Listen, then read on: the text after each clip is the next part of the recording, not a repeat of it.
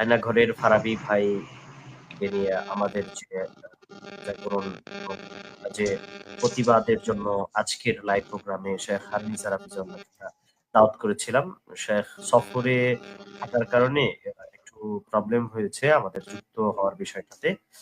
তো আমরা শেখ আমাদেরকে বার্তা দিয়েছেন, আমরা একটু বার্তাটা শোনাবো। আর আমরা নাস্তিকদের বিরুদ্ধে বিশেষ করে আমার সালাম জানাই দিব এবং আমি এটার সাথে একমত আছি। আর আমরা নাস্তিকদের বিরুদ্ধে বিশেষ করে নবী অবমাননার বিরুদ্ধে আমরা কঠোর আইন প্রণয়নের দাবি দিচ্ছি আমরা, এবং এটা নিয়ে আমরা আরো অ্যাক্টিভ হবো, সক্রিয় হবো ইনশাল্লাহ। এটা হেফাজত ইসলামের পক্ষ থেকেও আমাদের অবস্থানটা স্পষ্ট। এই বার্তাটা আমাদের পক্ষ দিয়ে দিয়ে দিব এবং বাংলাদেশের মাটিতে কোনো রকমের এই নাস্তিকদের নৈবহনকারীদের কোনো ঠাঁই হবে না।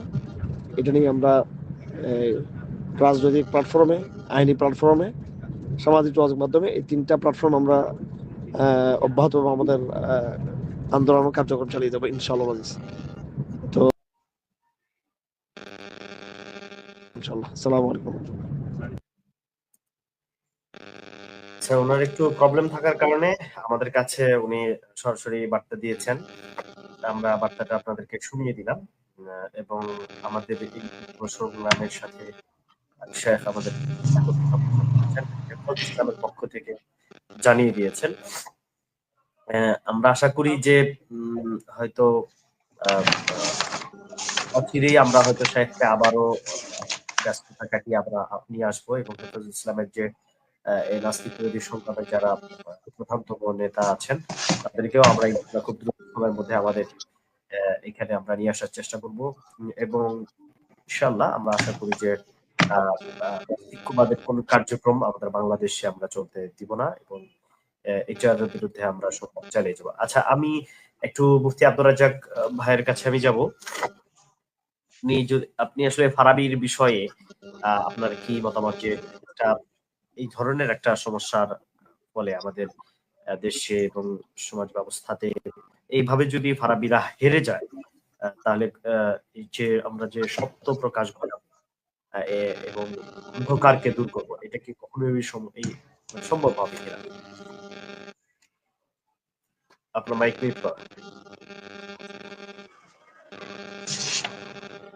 আলহামদুলিল্লাহ ওয়াসসালাতু ওয়াসসালামু আলা রাসূলিল্লাহ আম্মা বাদ।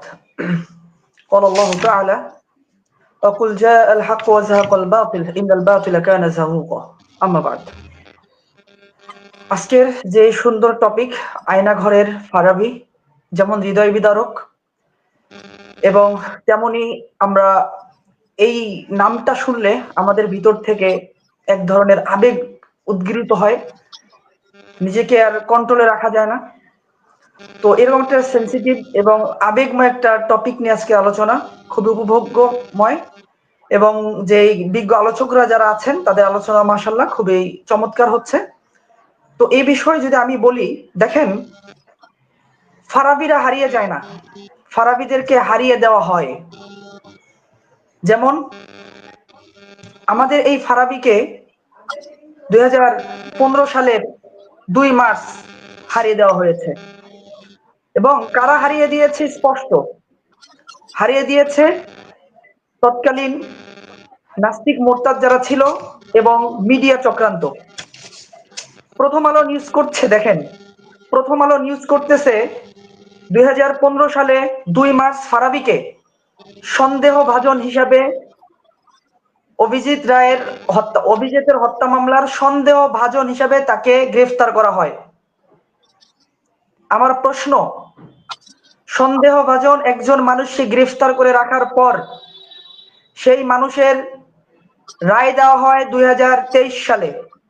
2023 সালে তাকে আইসিটি মামলার, যেটা বিজ্ঞ এক আলোচক বলেছেন তথ্য প্রযুক্তির বিতর্কিত এই মামলার রায় দেওয়া হয় 2023 সালে এসে। আমার প্রশ্ন, 2015 সালের সন্দেহভাজন ভাবে তাকে গ্রেফতার করে 23 সাল পর্যন্ত কোন মামলায় তাকে আটকে রাখা হলো?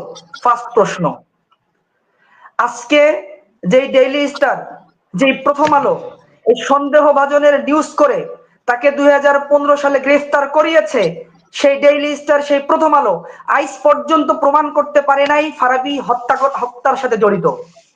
তাহলে কেন এই প্রথম আলো তাদের নিউজ নতুন করে নিউজ লিখলো না এবং সেই নিউজ উড্ডয়ন করলো না? তাহলে এর দ্বারা স্পষ্ট হয়ে যায় এটা নাস্তিক মোরতাদ তৎকালীন সেকুলারদের যেমন একটা চক্রান্ত ছিল, তদ্রুপ ভাবে প্রথম কালো দিল্লি স্টারের সরাসরি সম্পৃক্ততা ছিল। এটা হচ্ছে আমার ফার্স্ট পয়েন্ট। দ্বিতীয় বিষয়, ফারাবীর ব্যাপারে সর্বশেষ যেই মামলায় তাকে 7 বছর কারাদণ্ড দেওয়া হয়, খুব ইন্টারেস্টিং বিষয়, তথ্য প্রযুক্তির মামলায় তার কারাদণ্ড হয়েছে 7 বছর। তাকে গ্রেফতার করা হয়েছে 2014 সাল, আজকে 2025। 14 থেকে আফওয়ান, তাকে গ্রেফতার করা হয়েছে 2015 সাল, আজকে 2025। 15 থেকে 25, 11 বছর। তথ্য প্রযুক্তির মামলায় তার বিচার হওয়ার কথা 7 বছর, সেই জায়গায় তিনি আজও আয়না ঘরে বন্দি 11 বছর। ভাবা যায় কতটা জুলুমের শিকার এই ভাই, কতটা নির্যাতনের শিকার এই ভাই। কোথায় আমাদের আইন? কিসের আমাদের আইন? কিসের আমাদের দেশ? কোন দেশের কথা আমরা বলছি? কোন আইনের কথা আমরা বলছি যে আইনে একজন সাধারণ মানুষকে, একজন মুসলিম লেখককে, একজন সম্ভাবনাময় তরুণকে, একজন ইসলামের প্রতিরোধককে এভাবে আটকিয়ে রাখা হয়? সেই আইন বিতর্কিত, সেই আইন প্রশ্নবিদ্ধ। আমি মনে করি এই ফারাবী ভাইকে মুক্তি দেওয়ার আগ পর্যন্ত এই আইন কলঙ্ক মুক্ত হবে না। আমার দ্বিতীয় কথা, আমি তৃতীয় যেই কথাটি বলবো, ফারাবী ভাইকে সর্বশেষ যেই আইনে তাকে আটকে রাখা হয় সেটা আইসিটি মামলার। ভাই এই আইনটাই তো আজকে বিতর্কিত, এই আইনটাই তো আজকে বিলুপ্ত। যে আইন বিতর্কিত, আন্তর্জাতিকভাবে বিলুপ্তি হয়েছে, যে আইন আন্তর্জাতিকভাবে বিতর্কিত হয়েছে, বর্তমান বিলুপ্তির পথে, সেই আইন বিলুপ্ত হওয়ার পরেও কেন আমাদের ভাই কারাগারে? আমার তৃতীয় কথা, ধরে নিলাম সেই আইন বিতর্কিত নয়, ধরে নিলাম সেই আইন যুক্তিযুক্ত, ধরে নিলাম ফারাবীর হুমকির কারণে তার 7 বছর কারাদণ্ড। আমি প্রশ্ন করতে চাই, হুমকি কি সবসময় অপরাধ? হুমকি কি সবসময়, হুমকির জন্য কি সবসময় তাকে মামলায় ফাঁসিয়ে দিয়ে রাখা যায়? যদি হুমকি সবসময় অপরাধ হয়, তাহলে আমি বলবো বঙ্গবন্ধু শেখ মুজিবুর রহমানের হয়তো মুজিববাদের এখন পতন হবে, কিন্তু বাংলাদেশের ইতিহাসের সাথে তিনি যে জড়িত সেটাকে কেউ পতন করতে পারবে না। এটা সমন্বয়কদের কথাতে স্পষ্ট আমরা বুঝতে পেরেছি যে তারা 71-এর মুজিবকে রাখতে চায়, হয়তো মুজিববাদের বিলুপ্তি তারা করবে। আমার প্রশ্ন, বঙ্গবন্ধু শেখ মুজিবুর রহমান সেই ভাষণে কি বলেছিলেন? আমরা পাকিস্তানিদেরকে ভাতে মারবো, পানিতে মারবো। কত বড় সেনসিটিভ কথা। পাকিস্তানির একটা সভ্যতাকে, একটা দেশকে ভাতে পানিতে মারার হুমকি দেয়, তাহলে তার কতবার ফাঁসি হওয়ার দরকার, তার কত বছর জেল হওয়ার দরকার? আমি প্রশ্ন করতে চাই আজকের বাংলাদেশে। নাম্বার 2, এই হুমকি যে শুধু বাংলাদেশ থেকে হয়েছে এরকম? গত পরশুদিন ডোনাল্ড ট্রাম্প হুমকি দিল যে পুরো গাজাকে তারা দখল করবে, পুরো গাজাকে তারা নরক বানাবে, পুরো গাজাকে তারা জাহান্নামে পরিণত করবে। যারা আজকে মুক্ত মত প্রকাশের স্বাধীনতার কথা বলছেন, যারা আজকে পশ্চিমার লেসপঞ্চারগিরি করছেন, যারা আজকে তাদেরকে দেখিয়ে আমাদেরকে মুক্ত মত প্রকাশের স্বাধীনতা শিখাচ্ছেন, তাদের কাছে প্রশ্ন, এই মুক্ত মত তো সেই পশ্চিমা থেকে আসতে, সেই আমেরিকা থেকে আসতে, তাহলে তাদের থেকে কিভাবে এই কথা আসে যে গাজার এতগুলো লক্ষ লক্ষ মানুষকে তারা নরকে পরিবর্তন করবে? আমার প্রশ্ন। আমি আরেকটি কথা বলতে চাই, এই বাংলাদেশের কথা আমি বলতে চাই। 24-এর অভ্যুত্থানের সময় কি ছাত্ররা, অভ্যুত্থানের পক্ষের লোকেরা হুমকি দেয়নি? একটা লিক ধৈরা জবাই কর, এই হুমকি কি আসেনি? একটা লিক ধৈরা জবাই কর, এই হুমকি। তাহলে এই হুমকির জন্য 24-এর প্রত্যেকটা অভ্যুত্থানকারীদেরকে তো আজকে গ্রেফতার করার কথা।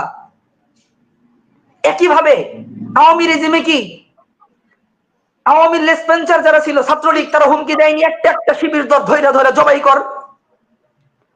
আওয়ামী রেজিমে যদি একটা শিবির ধৈরা জবাই কর হুমকি থাকার পরেও তারা জেলে না যায়, তাহলে আমার ফারাবী ইসলামের বিপক্ষে একজন লেখক, নবী মুহাম্মদ সাল্লাল্লাহু আলাইহি সাল্লামকে যিনি কটূক্তি করছে, তার জানা যায় একজন ইমাম, একজন টাকা খাওয়া ইমাম, ইসলাম বিরোধী ইমাম যখন যাবে তাকে হুমকি দেওয়াটা কি খুব অপরাধ হয়েছে? আমার প্রশ্ন আজকের এই জাতির কাছে। আমি দায়িত্বহীন ভাষায় বলতে চাই, ফারাবী ভাইকে মুক্তি দিতে হবে। ফারাবী ভাইকে মুক্তি দেওয়ার জন্য আমরা সর্বপ্রথম যে কাজ হাতে নিতে চাই সেটা হলো আমরা আইনি ভাবে এটা লড়াই করতে চাই। আইনের মাধ্যমে, আইনের প্রক্রিয়ায় আমরা আজকের পরের থেকে আমরা পরিকল্পনা করব, আইনের প্রক্রিয়া আমরা আগাবো এবং খুব দ্রুত। নাম্বার 2, আমরা রাষ্ট্রের যারা বর্তমান কর্তৃত্বদারী করছেন আমরা তাদের কান পর্যন্ত পৌঁছে দেব ফারাবী নির্দোষ। এরপরেও যদি আইনকে তোয়াক্কা তারা না করে, তাদের কান পর্যন্ত সত্য স্পষ্ট বার্তা পৌঁছে দেওয়ার পরেও যদি তারা ফিরে না আসে, ফারাবীকে যদি মুক্তি না দেয়, তৃতীয় কার্যক্রম চলবে আমাদের গণ আন্দোলন ইনশাআল্লাহ তাআলা। আমি এই বলে আজকের এই বক্তব্য এখানে শেষ করছি। আমার যদি সুযোগ থাকে ইনশাআল্লাহ নেক্সট আরো কিছু কথা বলবো।